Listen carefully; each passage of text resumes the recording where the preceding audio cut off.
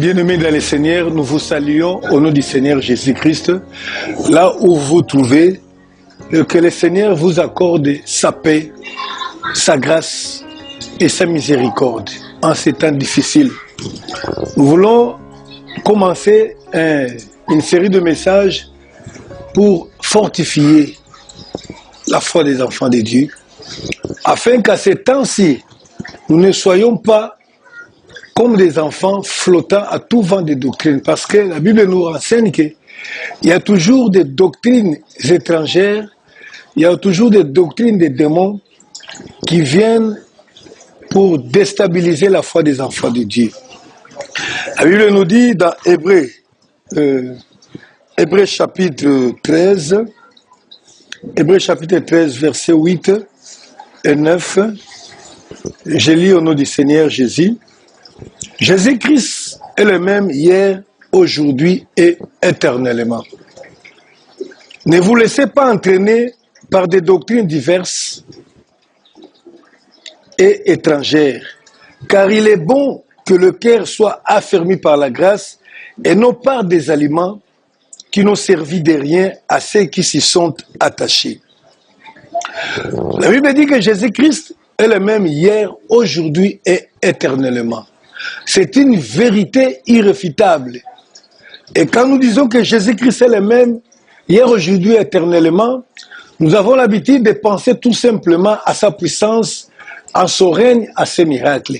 Mais ici, la Bible nous dit de façon expresse qu'il est le même hier, aujourd'hui et éternellement, et que nous ne puissions pas nous laisser entraîner par des diverses doctrines.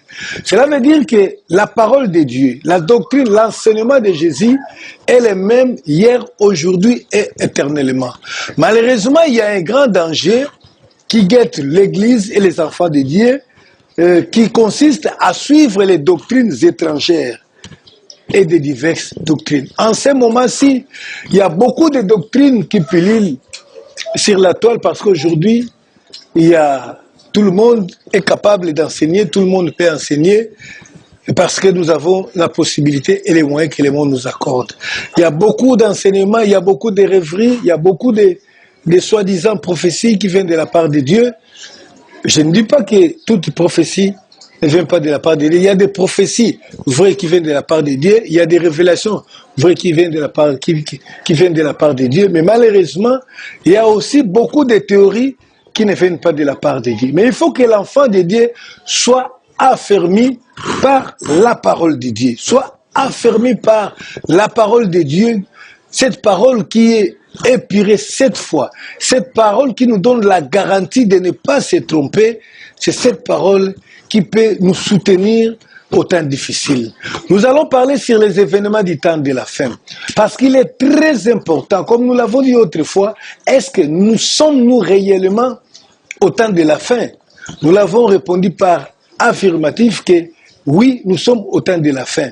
Ce que nous vivons aujourd'hui est l'un des signes du temps de la fin.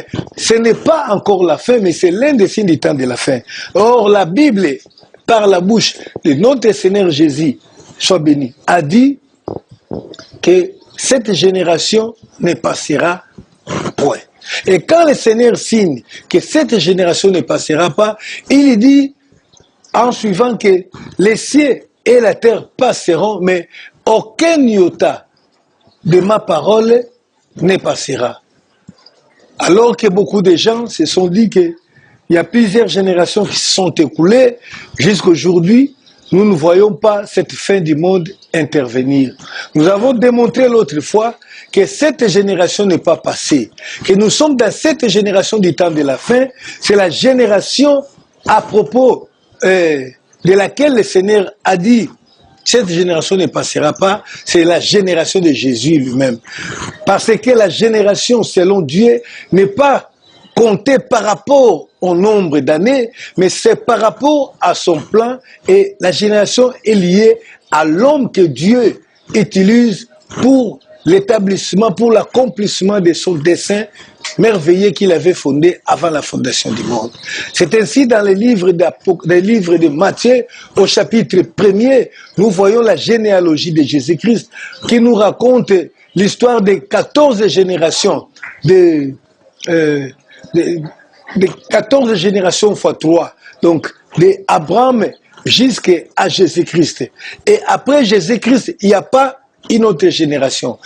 La Bible dit, cette génération ne passera pas. C'est cette génération dans laquelle nous vivons. Cette génération qui a un mauvais nom, génération perverse, génération pécheresse. Cette génération ne passera pas. C'est comme ça que nous allons partager sur les événements du temps de la fin. Donc nous allons vous enseigner le message du temps de la fin, qui n'est autre que le message de Jésus-Christ. Laissez-moi encore vous souligner cet aspect très important, parce qu'aujourd'hui, il y a des gens qui déstabilisent la foi de beaucoup en disant que ce sont eux, que c'est leurs prophètes. Quand je dis ça, je pense aux Branhamistes. Ils disent que ce sont eux qui détiennent les messages du temps de la fin. Et ils se plaisent à dire que c'est Branham qui a amené les messages du temps de la fin. La Bible le dit non. La Bible dit que le message du temps de la fin est le message de Jésus-Christ lui-même. C'est Jésus-Christ qui est le messager du temps de la fin. Le monde a commencé depuis longtemps. Jésus est apparu au temps de la fin. Donc la fin des temps a commencé dès l'avènement de Jésus-Christ dans ce monde. Jésus est apparu au temps de la fin. Nous lisons Hébreux chapitre 1er. Hébreux chapitre 1er, premier verset, la Bible dit ceci. Après avoir autrefois, à plusieurs reprises et de plusieurs manières, parlé à nos pères par les prophètes, Dieu, dans ces derniers temps, nous a parlé par le Fils, qu'il a établi héritier de toutes choses. Après avoir autrefois, à plusieurs reprises et de plusieurs manières parlé à nos pères par les prophètes, Dieu, dans ces derniers temps, nous a parlé par le Fils qu'il a établi héritier de toutes choses. C'est au travers de Jésus-Christ que Dieu nous a parlé en ces derniers temps. Ces derniers temps, c'est ce que nous appelons les temps de la fin. Et quand une personne se lève pour dire que c'est moi le messager du temps de la fin, c'est un usurpateur. Et cet homme-là sera condamné et tous ceux qui le suivent, qui l'appellent les messagers du temps de la fin. Les messagers du temps de la fin, c'est le titre auquel la Bible reconnaît à Jésus-Christ, par qui Dieu a parlé en ces derniers temps. Ces derniers temps, c'est le temps de la fin. Bien-aimés, il ne faut pas suivre ce que les gens nous disent. Vous voyez écrit, on vous demande, est-ce que vous avez écrit au message? Si vous dites que vous n'avez pas, quel message? Oh non, le message du temps de la fin. Le message du temps de la fin, c'est Branham qui a donné ça. C'est faux et archi-faux. Nous allons le démontrer dans la Bible. Et je ne vais pas parler beaucoup de lui, sinon je vais vous démontrer en quoi et comment il s'est trompé. Il ne s'est pas trompé, mais il savait ce qu'il faisait. Mais si nous lisons dans la Bible, nous verrons qu'il y a beaucoup de gens qui ont parlé sur les événements du temps de la fin. Il n'y a pas eu que Branham. D'ailleurs, je ne sais pas de quoi il a parlé, mais Jésus-Christ, c'est lui le messager du temps de la fin. C'est Jésus qui a prophétisé sur tous les événements qui arriveront au temps de la fin. C'est Jésus-Christ qui a envoyé son serviteur, un ange qui est venu parler du message du temps de la fin à Jean, ce que nous avons dans les livres d'Apocalypse ou Révélation. C'est Jésus-Christ qui a parlé du temps de la fin au travers de Paul. Paul a parlé du temps de la fin, nous pouvons le voir dans les livres de Thessalonique. Il y a Pierre qui a parlé du temps de la fin. Nous pouvons le lire dans les livres de Pierre chapitre 3. Il y a beaucoup de gens qui ont parlé du temps de la fin. Moi qui suis là, je vais vous parler du temps de la fin. Mais je ne suis pas le messager du temps de la fin. Le messager du temps de la fin, c'est Jésus-Christ lui-même. Nous parlons au nom de Jésus-Christ. Alors je ne peux pas dire que c'est moi qui suis le messager du temps de la fin. Quel que soit le nombre de miracles que je peux accomplir. Et d'ailleurs, la grandeur des noms de Dieu ne se mesure pas par rapport aux miracles. Parce que la Bible nous rappelle que celui que la Bible appelle grand, celui que la Bible considère comme grand parmi tous les humains, c'est Jean-Baptiste. Et la Bible souligne noir sur blanc que Jean n'a fait aucun miracle. Aucun miracle. Donc ce ne sont pas tes miracles que tu vas nous étaler. Nous savons bien que tous les miracles que nous vivons ne viennent pas de Dieu. Le diable est capable de produire comme les magiciens de Pharaon l'avaient produit devant Moïse et Pharaon. Nous parlons des événements du temps de la fin parce qu'il est très important que les enfants de Dieu soient affermis par la bonne parole, qu'ils comprennent que nous sommes réellement au temps de la fin, que ce n'est pas une blague, ce n'est pas un jeu lorsqu'on vous dit Jésus revient bientôt. C'est réellement le temps de la fin. Mais parce que ça a duré, parce que les gens ont pensé à la génération selon les hommes qui est comptée par un laps de temps de 50 ans ou 40 selon les endroits, selon les hommes, les gens se disent déjà 2000 ans s'est écoulé, 2000 années se sont écoulées depuis que l'ère Christ a promis d'y revenir à parler du temps de la fin. Oui, la Bible dit devant Dieu, 1000 ans, c'est comme un jour. Mais sachez que cette génération, c'est la génération de Jésus. C'est pourquoi, en ces temps-ci, il n'y a aucun autre nom qui nous a été donné. Si, aux temps anciens, nous prions au nom de Dieu de Jacob, au nom de Dieu d'Abraham, parce qu'ils avaient aussi leur génération. Mais c'est la génération de Jésus-Christ. Un seul nom nous a été donné dans les cieux et sur la terre. Et Jésus n'a pas de successeur. C'est pourquoi c'est son nom qui reste le nom pour tous les temps.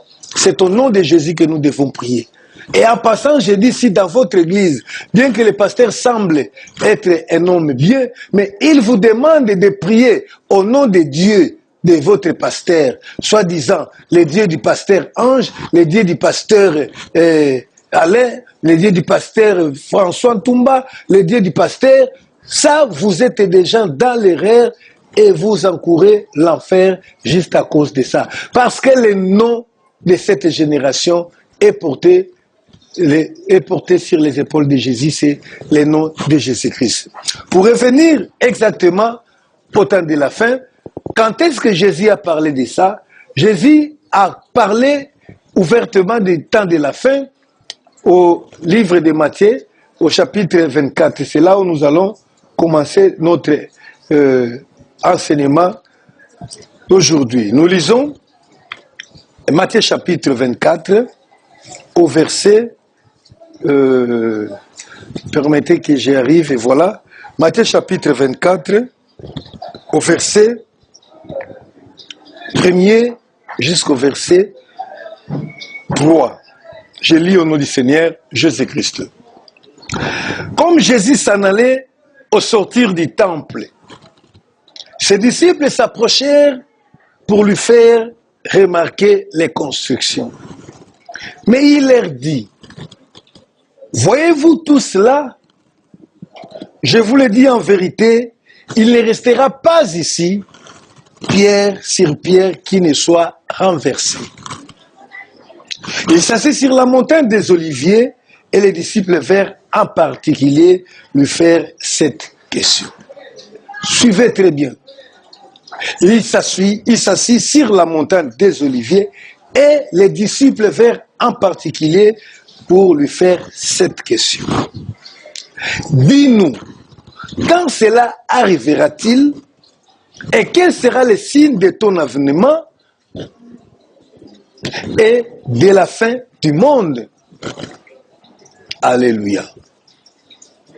J'aimerais que nous lisions avec attention ce verset 3.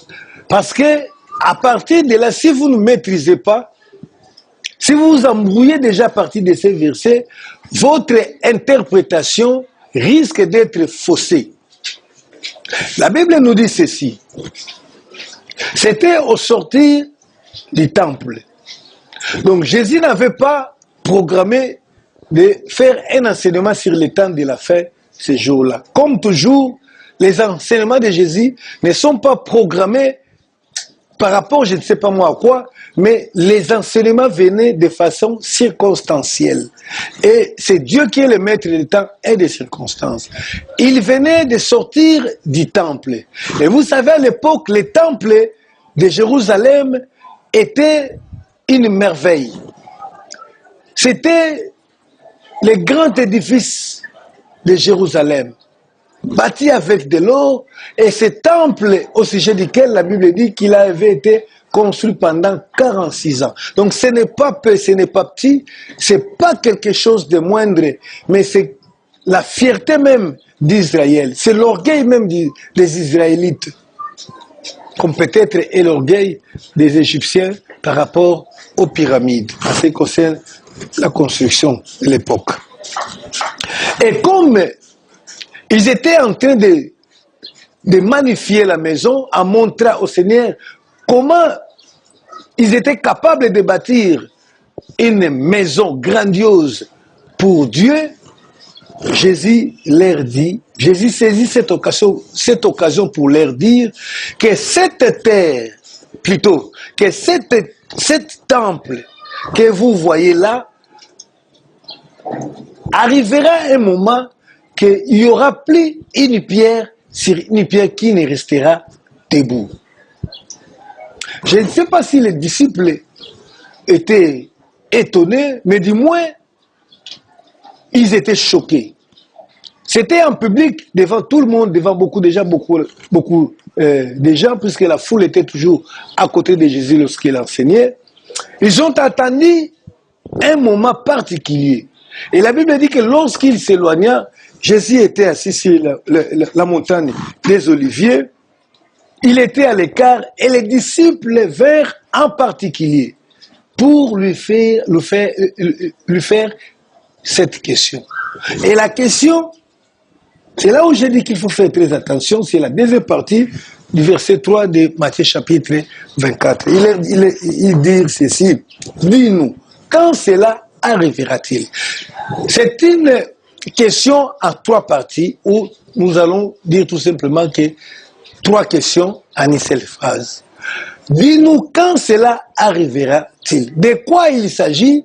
Il ne s'agit pas de la fin du monde d'abord, il s'agit de la destruction du temple. Dis-nous, parce que Jésus leur avait dit, viendra un temps où le temple que vous voyez là sera renversé et aucune pierre ne restera sur la pierre. C'est très important que vous notiez cela.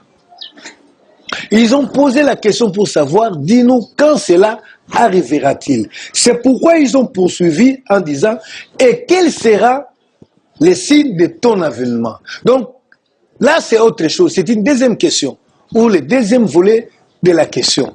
Le premier volet consistait à le temps en rapport avec la destruction du temple, parce qu'il s'agissait bien du temple. Mais étant donné que les disciples savaient que le Seigneur devait partir pour y revenir, les prendre sur la terre, ils ont profité de cette occasion pour parler, pour savoir aussi le temps de son retour. C'est comme ça ils ont dit, et quel sera le signe de ton avènement? Donc les disciples étaient au courant des choses qui devaient se passer au temps de la fin. Vous savez que Jésus leur avait déjà dit que le temple sera détruit et il y aura aussi l'avènement. Lorsqu'on parle de l'avènement de Jésus, on parle du retour de Jésus. Et nous savons de quel retour il s'agit, nous allons le démontrer. Il s'agit bien de son retour pour l'Église. Et le dernier volet de la question, ou la troisième partie de la question, consistait au signe de la fin du monde. Donc les disciples ont posé trois questions à Jésus. Ils ont voulu savoir quand est-ce que le temple sera détruit et les signes de l'avènement du retour de Jésus et aussi les signes de la fin du monde. Voilà ces trois choses qui constituent les grands événements du temps de la fin. Je crois que nous devons, quand nous voulons parler du temps de la fin, nous devons nous référer à ces trois événements qui constituent les grands événements qui doivent se dérouler jusqu'à la fin du monde. Donc, il s'agit bien de la destruction du temple de Jérusalem, qui a aussi une signification comme nous allons le démontrer.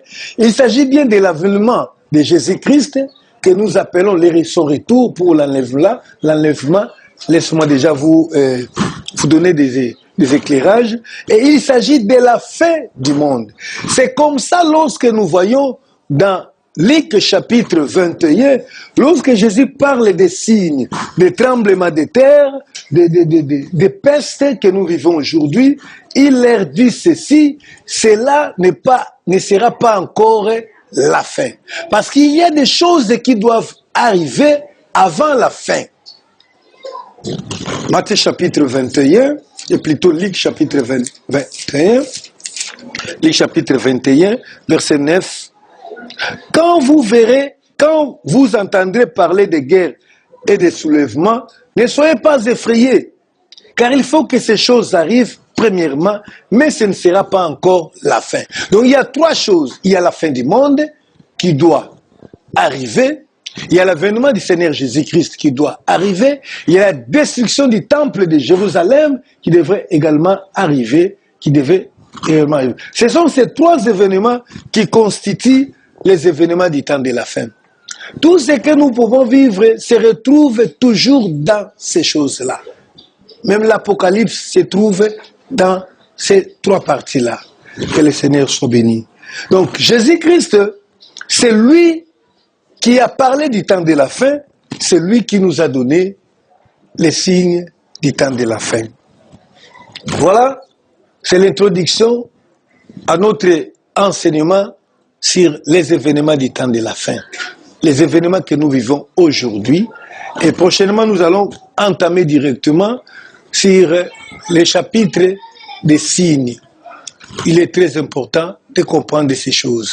Bien aimés, nous sommes au temps de la fin, comme nous l'avons dit, parce que ce temps de la fin a commencé depuis Jésus-Christ, mais nous tendons vers un grand événement dont je viens de parler tout à l'heure là, que nous attendons, nous les chrétiens, parce qu'il lui dit que vous verrez ces choses-là, ça ne sera pas encore la fin. Nous tendons pour un grand événement. C'est comme ça, beaucoup de gens ont prédit déjà la fin aujourd'hui du monde. Et alors, quand ça ne vient pas, les gens disent que non, la fin doit venir inévitablement. Que le Seigneur vous bénisse. Merci beaucoup.